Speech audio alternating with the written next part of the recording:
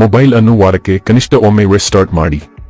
ಇದನ್ನು ನಾನು ಮಾತ್ರ ಹೇಳ್ತಾ ಇಲ್ಲ, ನ್ಯಾಷನಲ್ ಸೆಕ್ಯೂರಿಟಿ ಏಜೆನ್ಸಿ ಅವರು ಕೂಡ ಶಿಫಾರಸು ಮಾಡ್ತಾರೆ. ಯಾಕಂದ್ರೆ ನಿಮ್ಮ ಮೊಬೈಲ್ 24/7 ಇಂಟರ್ನೆಟ್ಗೆ ಕನೆಕ್ಟ್ ಆಗಿರುತ್ತೆ. ಹಾಗಾಗಿ ಡೇಟಾ ಈಸಿಯಾಗಿ ಫ್ಲೋ ಆಗ್ತಾ ಇರುತ್ತೆ.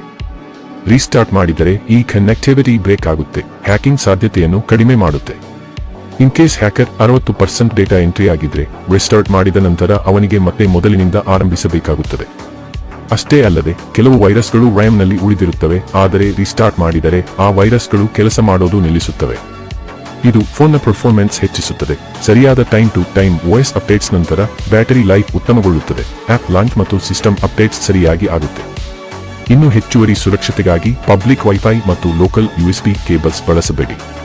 ಪಬ್ಲಿಕ್ ವೈಫೈ ಬಳಸಲೇಬೇಕು ಅಂದ್ರೆ VPN ಬಳಸಿ ಮತ್ತು ಪಬ್ಲಿಕ್ ಚಾರ್ಜಿಂಗ್ ಸ್ಟೇಷನ್ಗಳಿಂದ ದೂರವಿರಿ. ಹೀಗಾಗಿ ವಾರಕ್ಕೆ ಒಮ್ಮೆ ರೀಸ್ಟಾರ್ಟ್ ಮಾಡಿ ಸೇಫ್ ಆಗಿರಿ.